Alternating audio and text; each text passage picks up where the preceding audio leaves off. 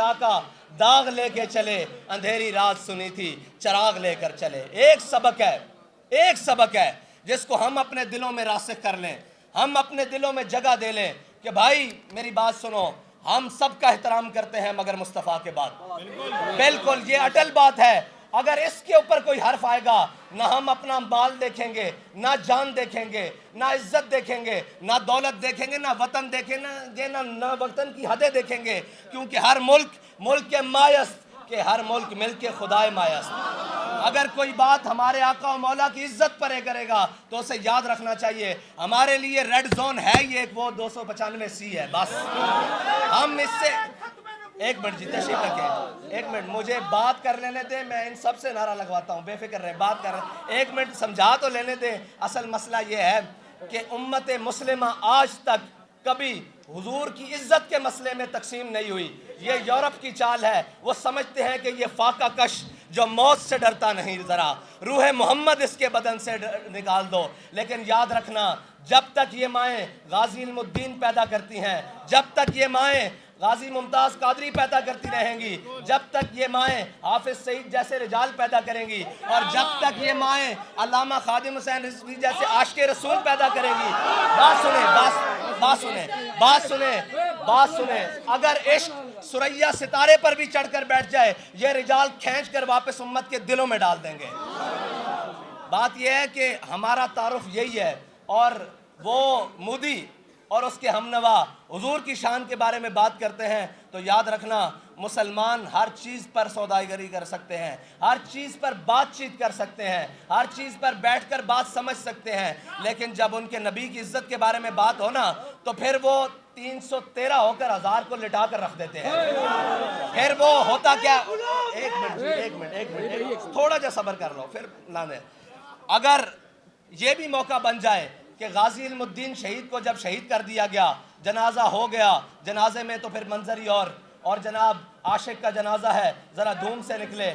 बात यह है कि हम यहाँ से निकलें, अहमियत ये रखता है कि इसके बाहर जाने के बाद हमारी इज्जत क्या है। ज़िंदगी की अहमियत ये है कि जब दुनिया से बंदा जा रहा हो तो कहने वाला जाए कि ये मोमिन जा रहा है। यही ज़िंदगी की आखिरी सांस के मतलब ही यही है, वरना ज़िंदगी का मकसद कोई नहीं।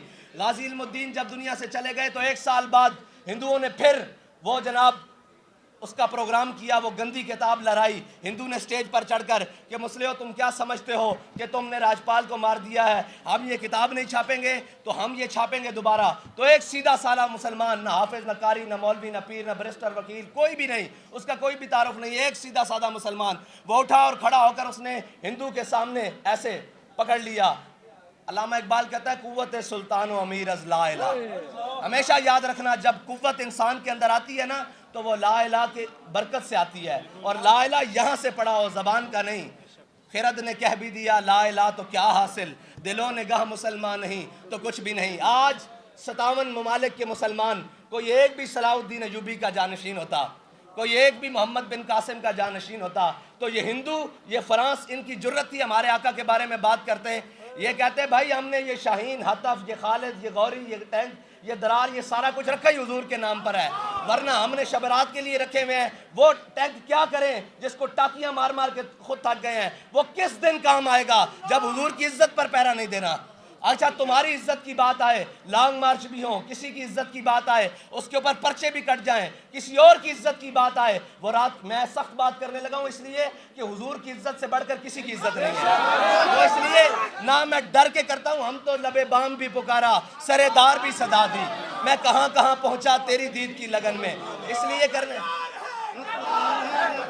इसलिए कि अभी तक ये कह रहे हैं फिदा का अभी व उम्मी। ये भाई याद रखना, नामूस रिसालत का मसला ट्वीटों से हल नहीं होता, ये मैदान लगाना पड़ता है, और मैदान भी ऐसा लगाना पड़ता है कि अगर तुम आ रहे हो तो हम हुजूर के दीन के लिए हाजिर हैं, हम हुजूर के नाम पे कटने के लिए हाजिर हैं। ये उम्मत, ये माएँ, ये माओं ने अपने बच्चे रखे इसलिए होते हैं कि ये इन बच्चों को जाकर हुजूर के नाम पर कटवा दो। मैं आपसे गवाही देता हूँ, ये पीछे फ्रांस के मसले में जितने भी शहीद हुए, किसी एक की माँ ने आकर ये नहीं कहा कि ये आपने हमारे साथ क्या किया, हमारे बच्चों को जनाब ज़िबा करवा दिया। उन्होंने कहा कि हम खुश हैं, क्योंकि हज़रत उम्मे खंसा जब ओहद की जानिब चली ना تو حضور سید عالم صلی اللہ علیہ وسلم کے بارے میں پتہ چلا کہ حضور کو نقصان پہنچایا ہے کافروں نے، تو رستے میں چلیں تو کسی نے آ کر کہا آپ کا بھائی بھی دنیا سے چلا گیا، شہید ہو گیا جنگ میں. انہوں نے کہا پیچھے ہٹ جاؤ، مجھے حضور کا بتاؤ. پھر آگے چلی، انہوں نے کہا آپ کا شوہر بھی دنیا سے چلا گیا. انہوں نے کہا پیچھے ہٹ جاؤ، مجھے حضور کا بتاؤ. آگے چلی تو انہوں نے کہا جناب آپ کا باپ بھی دنیا سے چلا گیا. آپ نے کہا پیچھے ہٹ جاؤ، مجھے حضور کا بتاؤ. آگے آئیں تو کسی نے کہا آپ کا بیٹا بھی دنیا سے چلا گیا. آپ نے فرمایا پیچھے ہٹ جاؤ، مجھے حضور کا بتاؤ. جب یہ 4 رشتے ہوتے ہیں کسی خاتون کا عزت سے دنیا میں جینے کے لیے، یہ بڑے 4 اہم رشتے ہیں. جب چاروں رشتے چلے گئے، سامنے حضور کو دیکھا تو حضور کا دامن کرم تھام کر کہا کل مصیبت بعدک جلل، یا رسول اللہ آپ کے ہوتے ہوئے کوئی پریشانی ہمیں پریشان کر سکتی ہے. ہم بھی یہ کہتے ہیں جب ان کی ناموس سلامت، ان کی ختم نبوت سلامت، ان کا نام رہے، ہمارا کچھ رہے نہ رہے، ہم سب کچھ قربان کرنے کے لیے تیار ہے. اگر امت یہ جذبہ آج بھی رکھتی ہے تو یہ چند ناہنجار جو ہمارے اوپر مسلط ہے ان کا کام ہے نا. ورنہ نمائندگی اگر کوئی آ کر دیکھے تو صحیح نیچے شعلے بھڑک کس طرح رہے ہیں عشق کے. کوئی آ کر کسی وکیل کو اٹھا کر دیکھ لے، کسی جناب دوست کو، برسٹر کو، کسی بھی شعبہ ہائے فکر سے دنیا میں بیٹھنے والے انسان کو اٹھا کر دیکھ لے کہ اس کے سینے میں عشق رسول مچل کس طرح رہا ہے. اس کا بس نہیں چل رہا کہ وہ نور پور شرما اور اس کے حامیوں کے ٹکڑے کر کے رکھ دے. لیکن اس کو پیغام کو، ان شعلوں کو ترجمانی تو انہوں نے دینی ہے جو اقتدار میں بیٹھے ہیں. ورنہ کون ہے جس کو موقع ملے آج انڈیا جانے کا اور وہ نور پور شرما کا خاتمہ کرنے کے لیے تیار نہ ہو؟ یہاں ہزاروں غازی علم الدین پھرتے ہیں، یہاں ہزاروں غازی ممتاز قادری پھرتے ہیں، لیکن مسئلہ یہ ہے کہ ہمارے اقتدار کی سیٹ پر بیٹھنے والا کوئی صاحب ایمان نہیں ہے. اگر ہوتے تو ان کو کہنا پڑتا یار مجھے آپ بتائیں کس کو کہنا پڑتا ہے کہ تم ناموس رسالت کے لیے نکلو. ایک آواز نکلی بار میں سے، سارے عاشقان رسول جمع ہو گئے. ایک آواز وزیر اعظم اور صدر دے یا ملک کا مقتدر کوئی شخصیت دے تو یہ کیا قوم باہر نہیں آئے گی؟ آئے گی نا قوم. لیکن کیا کریں، ہم نے رنگیلے پالے ہوئے ہیں جن کو سارے معاملات کی بڑی فکر ہے، لیکن جب حضور کی بات آئے تو یہ گونگے شیطان بن جاتے ہیں. لیکن یاد رکھنا یہ امت اب چپ نہیں بیٹھے گی. اس امت کے پاس بڑا زبردست بیانیہ ہے، وہ 1-2 حرفی بیانیہ ہے، وہ بچے سے لے کر اوپر تک کہ گستاخ رسول کی اور من سب نبی جن، یہ بیانیہ ہے. اگر کوئی کسی کو آج تک گستاخ رسول کا مسئلہ نہیں سمجھ آیا نا تو ہم اس کو سمجھانے کے لیے تیار ہیں. گستاخ رسول کا مسئلہ کائنات کا سب سے جداگانہ مسئلہ ہے. میرے آقا مولا صلی اللہ علیہ وسلم کے فتح مکہ کے موقع پر حضور نے سب کو معافی دی. جب ابن خطل کی باری آئی نا تو صحابہ نے عرض کی یا رسول اللہ بیستار الکعبہ تھے، یعنی یہ کعبے کی دیوار ہے، یہ کعبے کا غلاف ہے، اس کے درمیان جو رسیاں ہیں ابن خطل اس کے درمیان لٹک گیا ہے. میرے آقا مولا نے فرمایا اقتلوہ. اگر گستاخ رسول کعبے کی دیوار اور کعبے کے غلاف کے درمیان بھی آ جائے نا تو اس کو پناہ نہیں ملتی. اس کی ایک ہی سزا ہے کہ اس کو وہیں واصل جہنم کر دیا جائے، بس یہی بات ہے. اور دوسری یاسین ملک صاحب، تو میں نے بڑے ببانگ دہل کہا کہ یاسین ملک صاحب کو سزا دی ہے انڈین کورٹ نے، انڈین جناب جو بھی ہے کورٹس کا نظام اس نے سزا دی ہے. ہمارے ملک میں ختم وہ کشمیر کی آزادی کی جدوجہد کرنے والے حافظ سعید صاحب کو کس نے سزا دی ہے؟ ہم خاموش ہو گئے ہیں، ہم خاموش ہو گئے ہیں اس لیے کہ بات سچ کی آئی ہے، حق کی آئی ہے، اپنے پر جلتے ہیں. بھائی حق وہ ہے جو اپنوں کے سامنے بھی ڈٹ کر کہا جائے اور بیگانوں کے سامنے بھی ڈٹ کر کہا جائے. اور وقت پڑے تو سرے دار کہیں، وقت پڑے سرے بازار کریں، اور جب تک خون کا آخری قطرہ ہو حق کہیں. اور یاسین ملک صاحب جیسی ہزاروں مائیں بیٹے جنتی رہیں گی، وہ اسی طرح جیلوں میں جائیں گے اگر ہماری ریاست نے کوئی کردار ادا نہ کیا. بھائی لوگوں کے بچے تو مروانے کے لیے نہیں ہے نا، جن کو پالا تھا کشمیر کی آزادی کے لیے وہ آج کہاں ہیں؟ ان کا کام تھا لڑنے کے لیے، وہ لڑے، ان کو جو زخم لگے گا وہ ہم اپنے خون سے بھریں گے. لیکن مسئلہ یہ ہے کہ قوم کے بچے آگے لگا کر اور پیچھے سے بھاگ جانا یہ دلیری نہیں ہوتی. لیڈر تو وہ ہوتے ہیں جو خود میدان عمل میں رہتے ہیں. یاسین ملک صاحب کو کبھی جو بھارت کی جرت نہ ہوتی کہ وہ نام کے ان کو کسی بھی پابند سلاسل کرتا یا سزا دیتا. اس کو پتہ ہے کہ یہ خود بیچارے جو کشمیر کی آزادی لڑ رہے ہیں ان کو جیلوں میں بند کر کر بیٹھے ہیں. آج اگر یہ سارے لوگ جو ناموس رسالت کے لیے روڈ پر آئے یا عملی اقدامات کرنے کے لیے آئیں اور ان کو شیل مارے جائیں اور ان پر گولیاں برسائی جائیں تو کیا کفر سے آپ توقع رکھتے ہیں کہ وہ ناموس رسالت پر پہرا دیں گے؟ وہ آپ کی بات سنیں گے؟ وہ کہیں گے اچھا ہے یہ تو آپس میں لڑ رہے ہیں۔ جب ہم نکلیں فرانس کے خلاف تو تکلیف ان کو ہو، اب ہم بھارت کے خلاف نکلیں تو ہمیں شیل مارے جائیں یا رستے روکے جائیں، تو اس کا مطلب کیا ہے کہ یہ کس کے ایجنٹ ہے؟ کون ہے یہ لوگ جو اس ملک میں، جس ملک کو ہم نے لا الہ الا اللہ محمد رسول اللہ کی بنیاد پر حاصل کیا، اس ملک میں بسنے والوں کو نہیں نکلنے دیتے؟ یہ حقائق ہیں، ان سے آنکھیں بند نہیں کی جا سکتی جب تک یہ حقائق درست نہیں ہوتے، یہ چیزیں درست نہیں ہو سکتی۔ ہمارے نعرے، ہماری ساری چیزیں جذبہ بڑھانے کے لیے تو ہو سکتے ہیں، عملاً اقدامات کے لیے نہیں ہو سکتے۔ عملاً اقدامات کے لیے یہ ہے کہ ایک بار سر کے نیچے ہاتھ رکھ کے سوچنا تو صحیح، ہم کس ملک میں بستے ہیں، کس جگہ پر بستے ہیں کہ جس کے ذمہ داران کی ابھی کان پر کوئی جو بھی نہیں رینگی۔ اور جناب عرب ممالک نے بات کی تو آپ دیکھ داکھ کر بات کرتے ہیں کہ ناموس رسالت پر بات کیسے کرنی ہے، دائیں بائیں کا ماحول۔ اور آپ یہ جو جاتے ہیں جی ہم اقوام متحدہ میں، اقوام متحدہ تو چوروں کا ٹولہ ہے، وہ کہتا ہے تو مسلمانوں کی اس بھیڑ کو قابو کر لے، میں مسلمانوں کی اس بھیڑ کو قابو کر لوں گا۔ کبھی غیروں نے بھی اپنے گھر کے مسئلے حل کیے ہیں۔ اقبال کہتا ہے فریاد ز افرنگو دل آویزی افرنگ، فریاد ز شیرینی و پرویزی افرنگ، عالم ہماز ویرانہ چنگیزی حرم، باز با تعمیر جہاں خیز از خواب گراں از خواب گراں از خواب گراں خیز۔ اقبال کہتا ہے تجھے ان کفن چوروں سے امید ہے کہ وہ تیرے گھر کا آ کے فیصلہ کریں گے، وہ تجھے حق دلوائیں گے؟ اقبال کہتا ہے اٹھو کھڑا ہو مسلح، اپنے حرم کی تعمیر خود کر، اپنے حرم کی حفاظت خود کر، اپنے گھر کی حفاظت خود کر، اپنے نبی کی عزت کی ناموس کی حفاظت خود کر۔ لیکن مسلمان وہ ہے جو کبھی چائنا کے پیچھے بھاگتا ہے، کبھی جناب معیشت کے نام پہ امریکہ کے نیچے لیٹتا ہے، کبھی روس کی بغلوں میں جا گھستا ہے۔ اوے میری بات سنو، جس چیز کو تم انکار کر کے معیشت کے پیچھے بھاگ رہے ہو، میرے آقا و مولا صلی اللہ علیہ وسلم کی ظاہری حیات سے لے کر مسلمانوں کی تاریخ میں یہ سارے ارباب علم و دانش ہیں، مجھے کوئی ایک شخص آ کے بتا دے کہ اسلام کی معیشت جہاد کے علاوہ کوئی ہے؟ اس کو تو تم کمر کر کے بیٹھ گئے ہو، اس کے تو تمہاری ٹانگیں کانپتی ہیں۔ اقبال کہتا ہے کافر کی موت سے بھی لرزتا ہو جس کا دل، کہتا ہے کون اسے مسلمان کی موت مر۔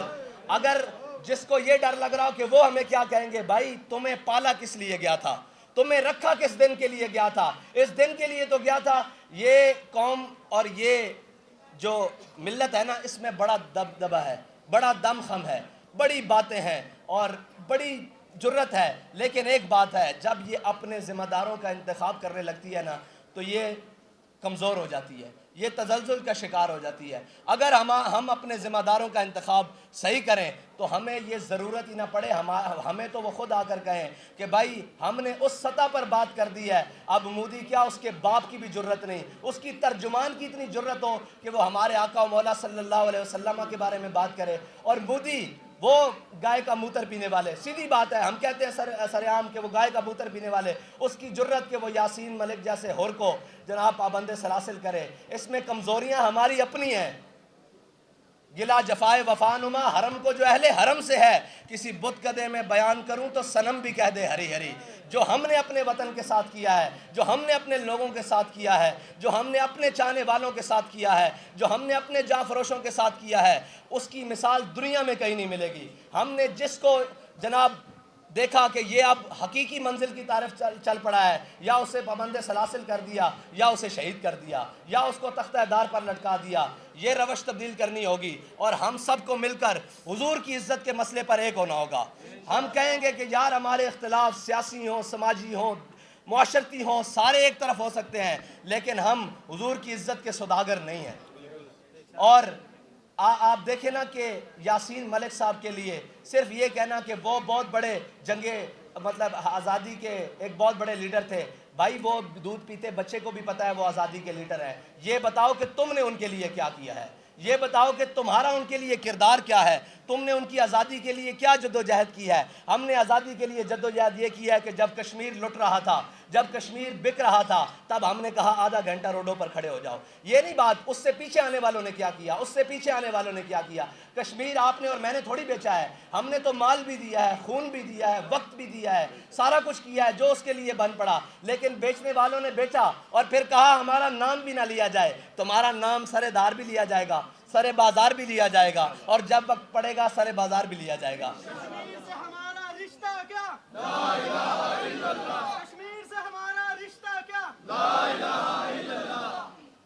میں ناموس رسالت پر آخری بات کر آپ سے اجازت چاہتا ہوں کہ ناموس رسالت کا مسئلہ ہے کتنا حساس. مقام حدیبیہ پر عروہ بن مسعود مشرکین کی طرف سے سفیر بن کر آئے. جب وہ آئے تو انہوں نے حضور سید عالم صلی اللہ علیہ وسلم کے سامنے بیٹھ کر بار بار ایسے حضور کی داڑھی کی طرف ایسے ہاتھ بڑھایا, یا رسول اللہ جانے دے, یا رسول اللہ جانے دے.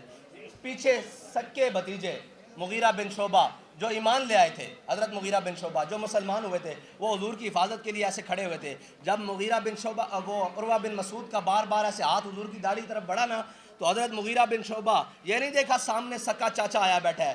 آپ نے تلوار کا دستہ نکالا اور اپنے چاچے کے ہاتھ کے اوپر ایسے مارا, اور آپ نے فرمایا آخر یدک عن لحیۃ رسول اللہ واللہ تصل الیک. کہا چاچے تو چاچا ضرور ہے, لیکن حضور کی داڑھی کی طرف سے خوشامد کی طرف ہاتھ کر رہا ہے, یہ بھی پیچھے کر, اگر دوبارہ بڑھا تو یہ کٹا ہوا واپس جائے گا.